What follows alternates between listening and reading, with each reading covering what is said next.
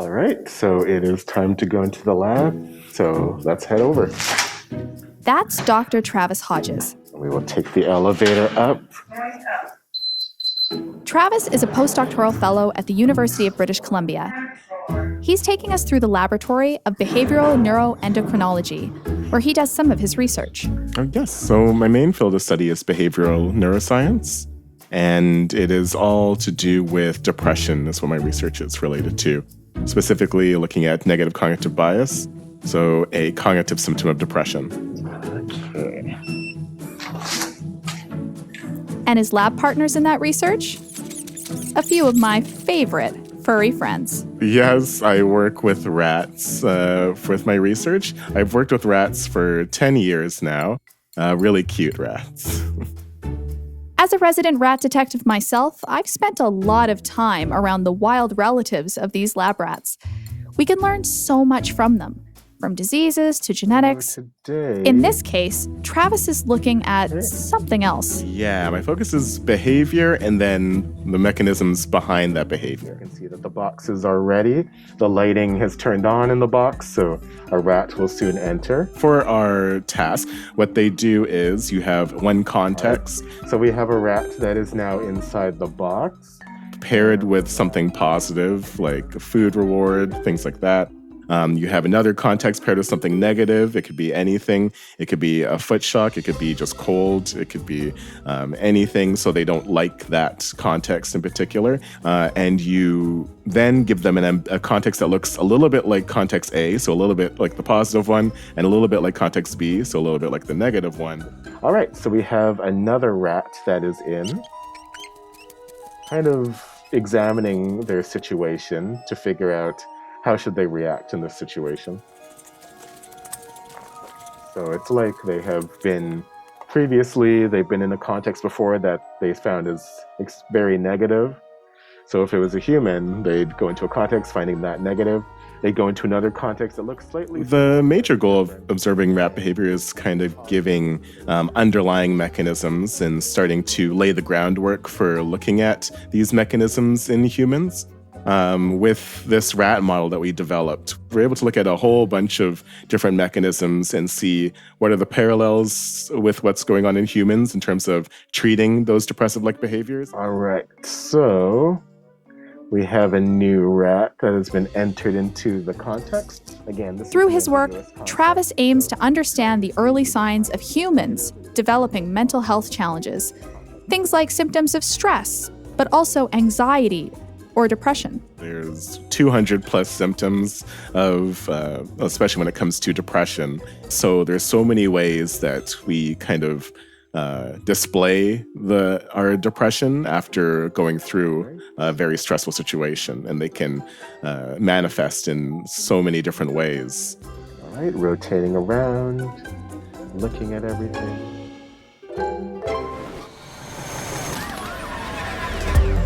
You're listening to Nice Genes, a show all about unraveling the fascinating world of genomics, sponsored by Genome British Columbia. I'm your host, Dr. Kaylee Byers, your guide through the microverse of genomes. In this episode, I'm going to take you through a story about some cutting-edge science that could have huge implications on the future of treatment for your health. If our opening rat segment wasn't already an indicator, we're going to look at how to better predict and treat mental health needs.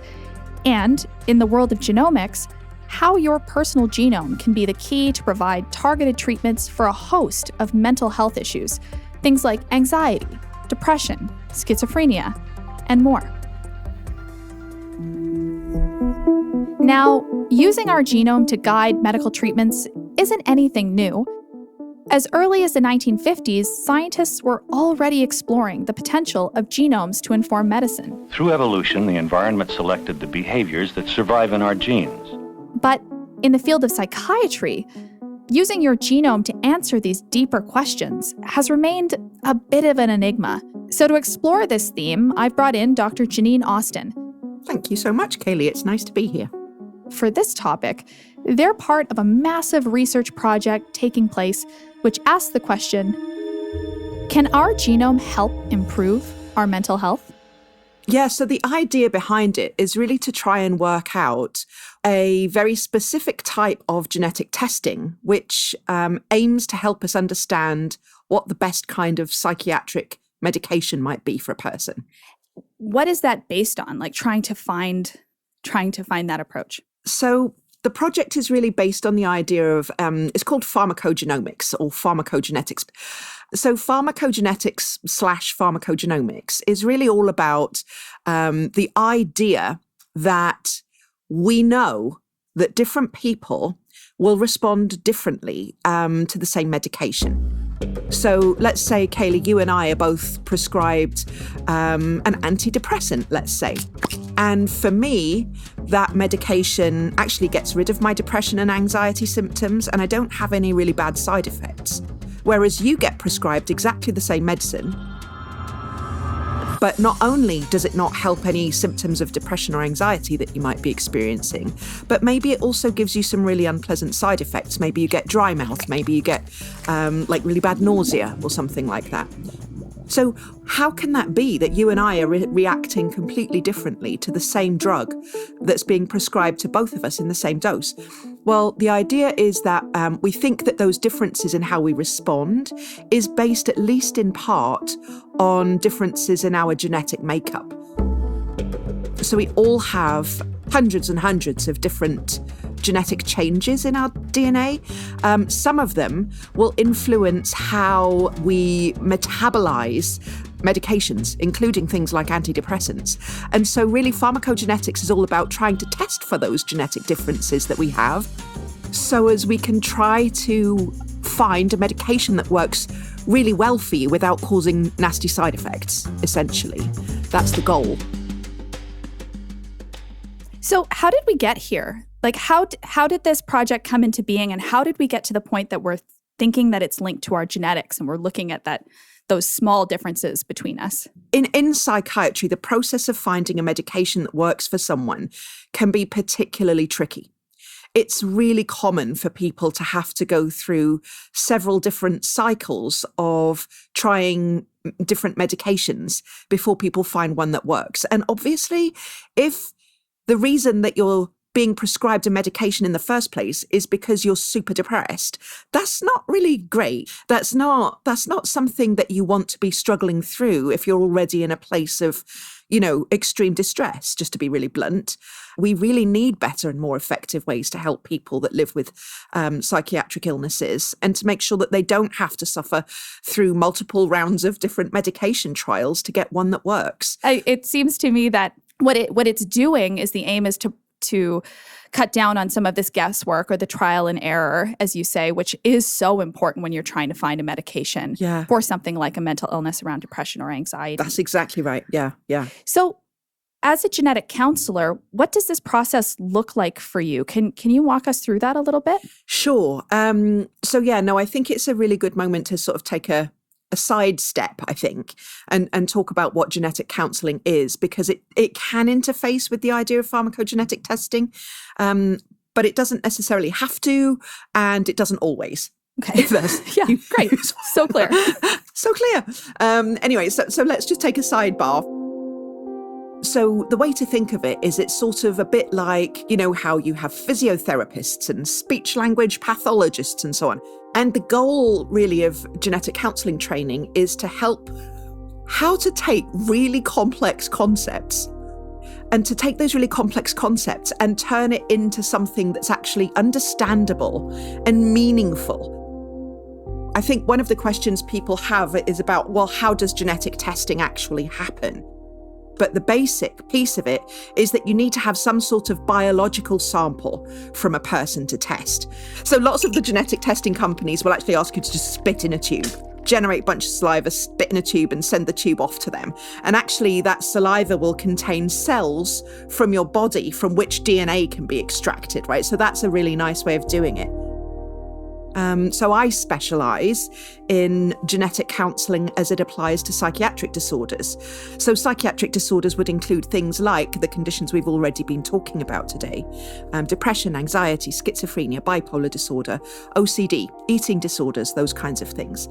And when somebody has been diagnosed with a condition like that, we tend to find a lot of things like guilt and blame and shame and fear and stigma. So those emotional responses that people have to receiving that kind of diagnosis can be really powerful and not always helpful. They're not always good feelings. And so really genetic counselling in my space about psychiatric disorders is really helping people to understand it's not your fault. It's absolutely not your fault. I don't care what kind of psychiatric disorder you have, and I don't care what you think you've done to cause it. Well, I do actually care a lot about what you think you've done, but the point is that it is not your fault. Discussing mental health can be difficult, not just personally, but scientifically as well. Our minds are like complex puzzles, and there's really no cover image to go off of, which frankly is my go-to to puzzle solving. It just doesn't always fit into easy-to-read tables and charts. To explore this on a more personal level, Lisa Ridgway, a person with lived experience of depression, shared her story with us. So I think standing on the porch with the dog ready to go, I step off onto the pavement and take a walk beside a long forest. And it's a forest of very old trees. There are very old Gary oak trees, and a Gary oak tree is just a strong, silent oak tree in my backyard. And there's a duck pond, so I walk by the duck pond with my Labrador Retriever, who doesn't seem to take any notice of the ducks. And sometimes those trees remind me of the people that I've lost, and being able to ground myself with the dog, and that helps me come to terms with my lived experience. 6 years ago, and my only sibling dying of lymphoma after a couple of bone marrow transplants. 5 and 6 years have gone by, and we're taking the future one step at a time. One thing depression can do is make you aren't open to any new experiences or to doing anything beyond your bed. It's like being in a swamp or being in the bottom of a dark hole. I mean, depression is different for everyone, but for some of us it's just a big black dog. Which is funny because I have a big black dog already that I walk by the duck pond, and it can feel anything from manageable in the moment to totally unmanageable, leading to some pretty dark thoughts. Lisa was an early proponent of exploring genome sequencing to better help her health. One big health challenge I have is to even take antidepressants, because many medications, antidepressants, come with side effects. They come with weight gain, loss of libido, constipation, suicidal thoughts.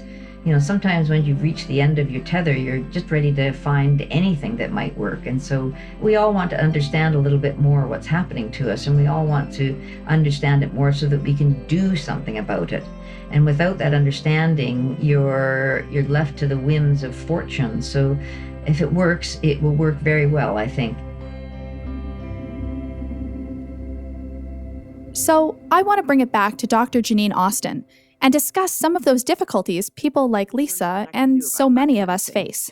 And so just to be super clear, what we know about psychiatric disorders is that they arise as a result of the combined effects of our genetics and our experiences working together. It's not one or the other. These are not just what I would call, strictly speaking, genetic conditions. They're not caused by genes. But what you can inherit is a vulnerability to psychiatric illness. That's a different concept. What we know from all of the big fancy research studies that have been done over the last few decades is that literally every single one of us, every single one, will have some genetic vulnerability to mental illness, all of us. I really want to dive back into some of the science here for a second, because you were talking about genetic vulnerability. So am I understanding it correctly that genetic vulnerability might be something like you have a gene or several genes that have been linked to, say, depression, but it doesn't mean that they're causing your depression or active or anything? Correct. So I think for a long time, we used to ask questions like, is there a gene for depression? What is the gene for depression? There is no gene for depression. No, there is no single the gene. In genetics circles, like human genetics, we talk about complex disorders, right? And that doesn't just mean that they're tricky, although they are. So in genetic circles, complex disorder has a very specific meaning, and it means that there's all sorts of different combinations of genetic factors that work together with all sorts of different combinations of experiences to precipitate a particular condition. And so that's exactly what we see for psychiatric disorders, that there are dozens and dozens and dozens of different genes that you can have changes in that can increase your vulnerability for developing one of these conditions. So it's not that any of these variations causes depression, causes anxiety, causes schizophrenia. They don't, right? All they can do is increase your vulnerability or susceptibility, if you prefer, for developing one of these conditions. Yeah. This gets us into sort of this field of epigenetics, right? How you can have environmental things that maybe turn on or off genes, or is it more nuanced than that? What is going on? If I've learned anything as somebody with a PhD in human genetics, it's that nothing is simple, and there is no single answer to everything. So basically, yes, there are environments or experiences that we can have that have different effects on different people based on our genetics. But also, people with different genetics can be more likely to seek out different types of environment. Right. Right? Okay. So it's... So it goes in all directions. So again, I'm going to come back to how we call these complex disorders and how it's like, if you can literally imagine every dimension of complexity, that's what we're talking about. Yeah. So again, if we bring it back to this idea about, trying to identify, and I'm using air quotes very vigorously here, the gene for any of these conditions, it's just not a thing. Not a thing. Oh, well, darn. Yeah.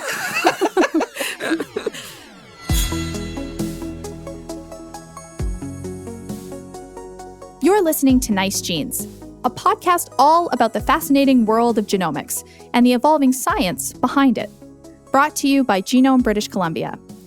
I'm Dr. Kaylee Byers, your host, and I have a quick favor to ask you. If you're liking the show, hit follow on Apple Podcast or wherever you get your shows, and stick with me as I continue this genomic journey. Leave a review and tell a friend about us. It really helps the show lift off.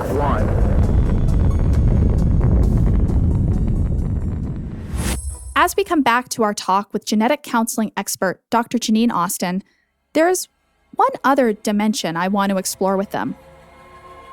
In the human genome, there is this one term I've seen pop up lately. It's called the dark genome. To me, that label might sound a bit intense, like the dark matter of the universe, but at the micro scale in your DNA. But the reality? Well, it's far less dramatic. In our previous episode, we discussed something called the Human Genome Project. It was this large-scale initiative to sequence the entire human genome. Scientists were trying to uncover all the tiny bits of information packed in our DNA that make up our genome. In the year 2000, they announced to the world they did it. But there's a catch. About 98% of our DNA was discovered to not code for proteins, the building blocks of our body. When I was studying biology, it was described to me as quote-unquote junk DNA. I understood it as that extra stuff. It didn't really seem to be up to anything all that interesting. Now that we have the ability to investigate this part of our genome much more clearly, the insights we're gaining from it appear to be more than just junk. Janine, can we talk about this? Have you heard of the dark genome? What is it? Oh, yeah. So I think that I'm just going to be really blunt. I think that Please. I think that the dark genome sounds to me like a bit of, it's a rebranding. It's a marketing gimmick around trying to make something sound really sinister. unknown, and I don't know. But really, it's exactly as you say, Kaylee, right? So it's stuff that we used to call junk DNA. We shouldn't call it junk because we know absolutely categorically that is not what it is. What we have learned since those early days, however, is that there's all sorts of other things that can be coded in DNA beyond proteins. We also know that the stuff that we used to call junk DNA, that apparently is now being rebranded as dark genome, actually contains all sorts of really important regulatory stuff. One of the things that always helps me understand how important that must be is to think of this very simple fact. Okay, so humans have about, give or take, 20,000 genes, right? That may sound like a massive number. What about if I tell you that rice has double that number? It doesn't sound quite so impressive then. But then if you think about humans as compared to rice, right, to the very best of our knowledge, rice has not yet sequenced its entire genome. So there's something special about humans, right? So it can't all be about the number of genes, the number of chunks of DNA that we have that code for proteins. Must be something else. And so what we're growing to understand is that actually this... Can we call it dark junk? Yeah. Yeah, please. Let's call it dark junk. We've just rebranded it a second time. Yeah. Yeah, so that this dark junk is not dark junk at all. It's what allows the complexity of expression of the basic pieces of our DNA, of the protein coding genes and so on. It controls their timing of expression. It controls how they interact with each other and when they interact with each other. So I don't think that, which is why I roll my eyes and laugh or feel despondent when I'm trying to talk about dark or junk DNA, because it absolutely isn't. If it was dark or junk, we wouldn't be having this conversation right now, because we wouldn't be capable of conversation, because we would be sub-rice somewhere on the... Just blobs of protein sitting exactly. around.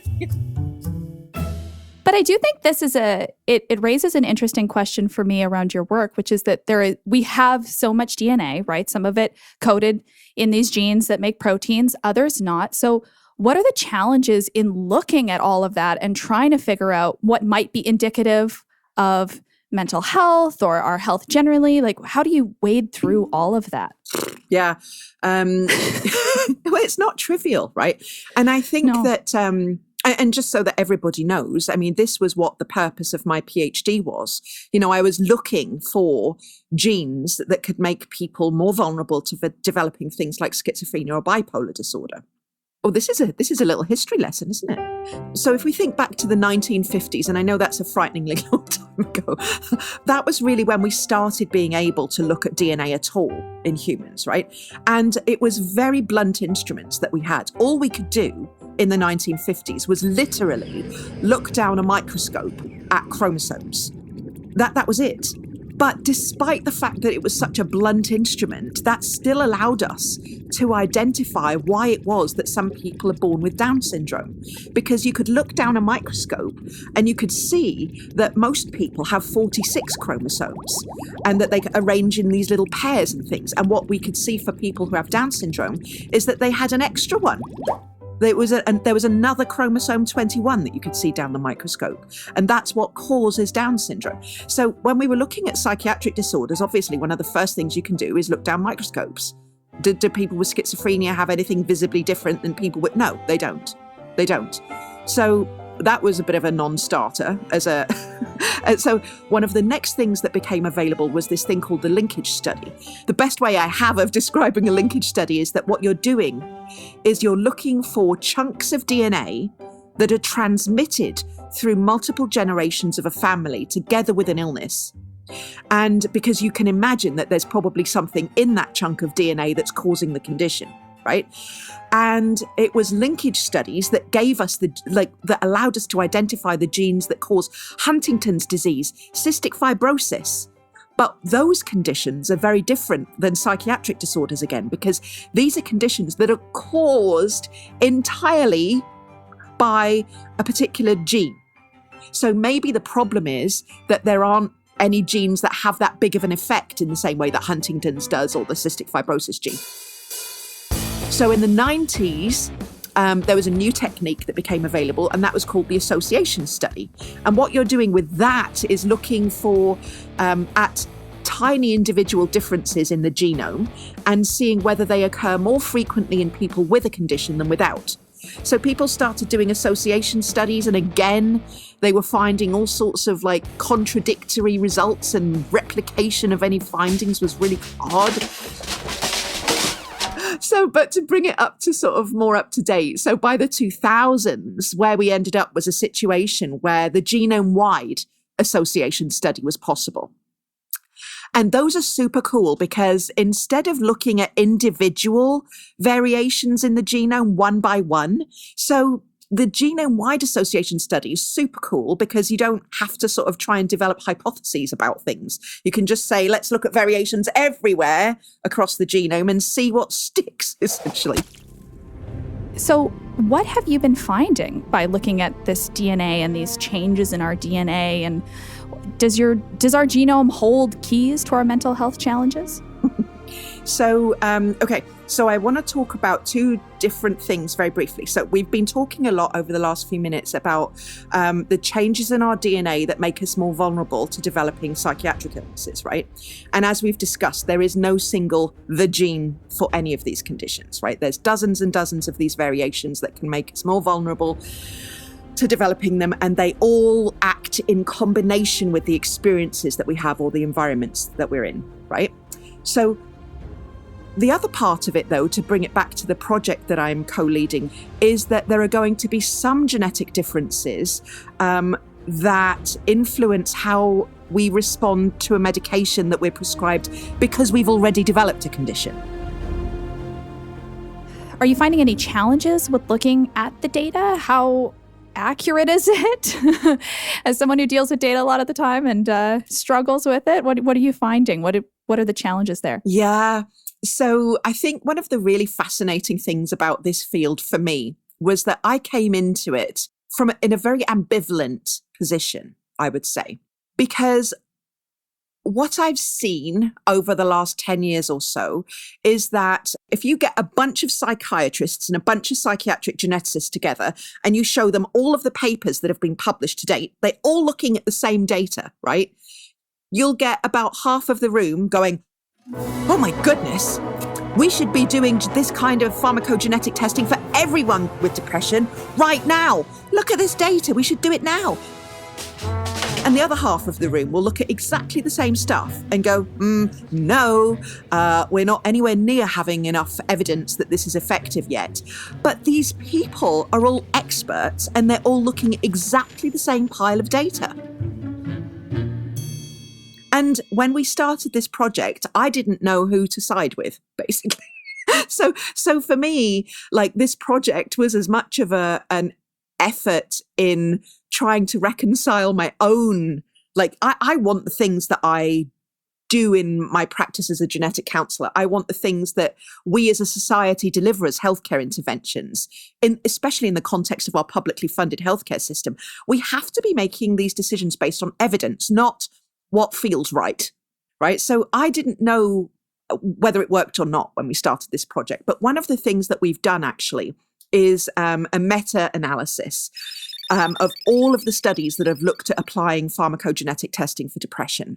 We found that actually, if you do pharmacogenetic testing for depression, it looks like there is a greater chance of remission, so that is that your symptoms get better, and a greater chance of recovery from depression, for example, right?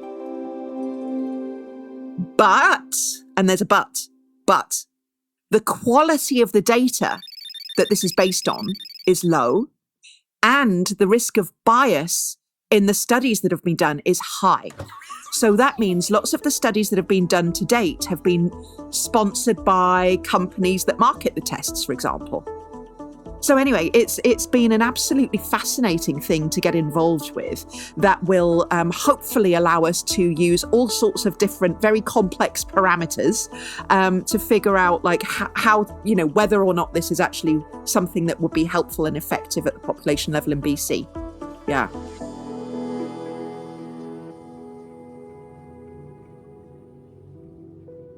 For Lisa Ridgway, She tried genome sequencing several years ago, before Dr. Janine Austin and their colleagues began their work. At that point in time, it didn't yield much help for her.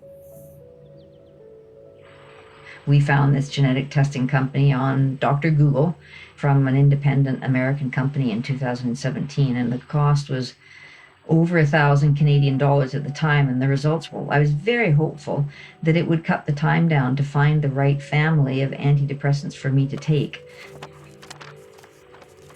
When I got the results in my hands, I was very disappointed in the results.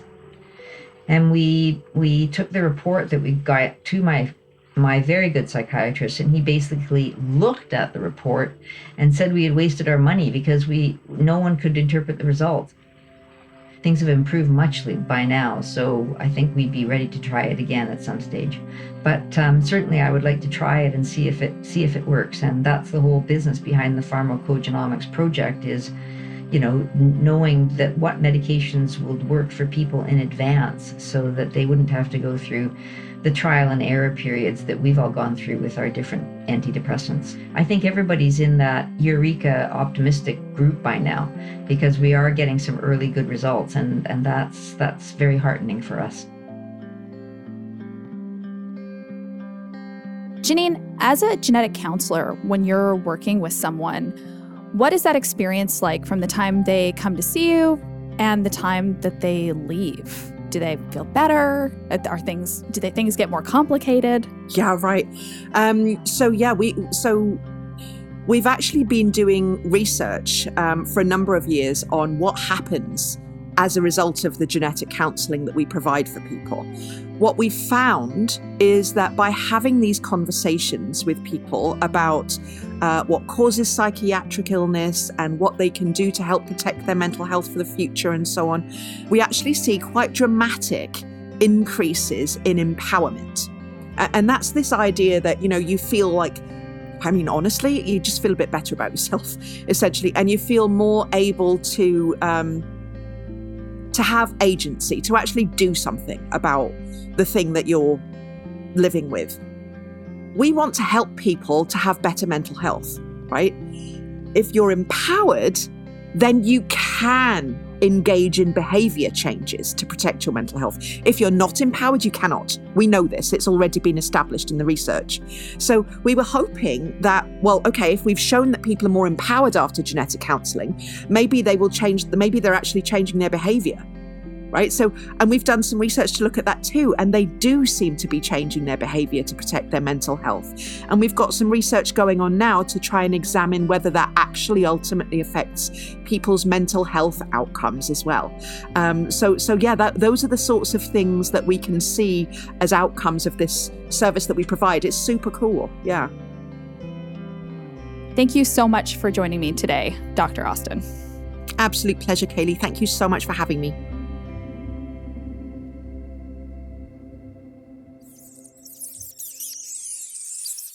So through my research, I started observing a behavior, which I label kind of the optimistic rat.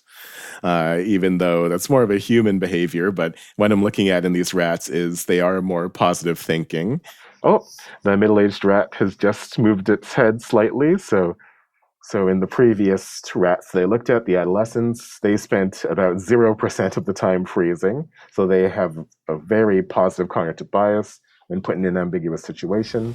As I tell a lot of people, especially a lot of students when they're coming into the field, like if they're starting to work with rats, at first they'll be like, I don't know if I want to work with these, but then they fall in love with them and start talking to them in a room. And that's when you know you're ready to do your PhD, I guess. So happy to do this and so happy to talk about rats. It is my favorite.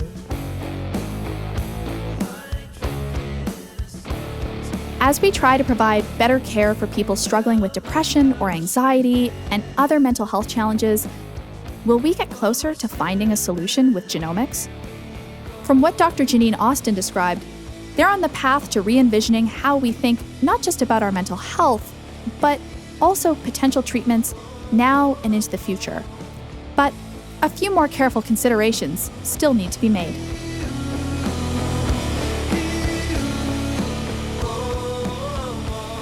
That's it for this episode of Nice Genes. My guests today have been Dr. Janine Austin, Lisa Ridgway, and Dr. Travis Hodges. If you liked what you heard or have a comment about one of the stories, please reach out to the show on Twitter by going to @GenomeBC. We'd love to hear from you. Join us on our next episode where we go on a hunt. So when I think of just kind of like an elusive, kind of tricksy, extremely intelligent animal, when I was working in Amboseli, so southern Kenya, there was this one renowned crop raider elephant. His name was Tim. We'll look into how scientists are using genomics as their secret weapon to tracking down some of the most elusive creatures in the wild. Follow us on Apple Podcast or wherever you get your shows. Until then, ATGC you later. And thanks for listening.